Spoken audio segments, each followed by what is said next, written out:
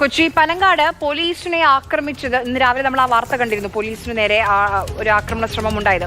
അതിൽ വധശ്രമ കേസ് പ്രതിയുടെ നേതൃത്വത്തിലാണ് ആക്രമണം എന്ന വിവരം കൂടി നമുക്കിപ്പോൾ വരികയാണ്.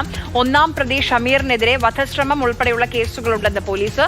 രണ്ടാം പ്രതിയായ അനൂപ് യൂത്ത് കോൺഗ്രസിന്റെ നേതാവാണ്. പ്രദീപ് ജോസഫ് നമുക്കൊപ്പം വിവരങ്ങളുമായി ചേരുന്നുണ്ട്. പ്രദീപ്, രാവിലെ ഈ മദ്യലഹരിയിൽ യുവാക്കളുടെ അഭ്യാസം, അതിൽ 7 പേർ കസ്റ്റഡിയിൽ, ഇതായിരുന്നു നമുക്ക് വന്നിരുന്ന വാർത്ത. ഇപ്പോൾ ആ വിവരങ്ങൾ, ഇവരാരൊക്കെയാണ് ഈ 7 പേരുമെന്ന കാര്യങ്ങൾ നമ്മൾ അറിയുകയാണ്. വധശ്രമത്തിന് കേസെടുത്ത പ്രതിയാണ് ഒന്നാം പ്രതി എന്നറിയുന്നു. മറ്റൊന്ന് യൂത്ത് കോൺഗ്രസ് നേതാവാണെന്ന് അറിയുന്നു. പറയൂ വിവരങ്ങൾ. പ്രത്യേകിച്ച് ഇന്ന് രാവിലെ എരുമംഗലം ഷഷ്ടിയിൽ പോലീസിനെ മർദ്ദിച്ചത് CPM പ്രവർത്തകരായിരുന്നു. ഇപ്പൊ ഇവിടെ യൂത്ത് കോൺഗ്രസ് പ്രവർത്തകരുടെ വേറൊരു അഭ്യാസവും. ഇന്ന് പുലർച്ചെ 1:30 മണിയോട് കൂടിയാണ് പനങ്ങാട് പോലീസിന് നേർക്ക് കയ്യേറ്റമുണ്ടായത്.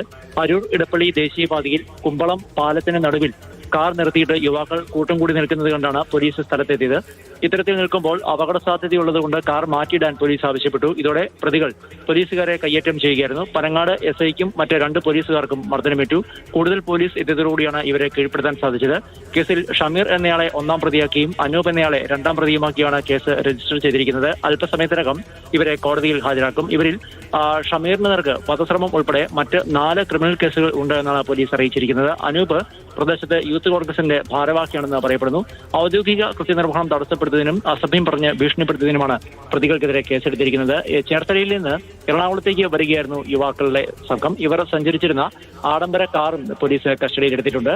ആലപ്പുഴ സ്വദേശികളായ മനു, വർഗീസ്, ജയകൃഷ്ണൻ, കിരൺ, അജയകൃഷ്ണൻ എന്നിവരാണ് അറസ്റ്റിലായിട്ടുള്ള മറ്റ് 5 പേർ.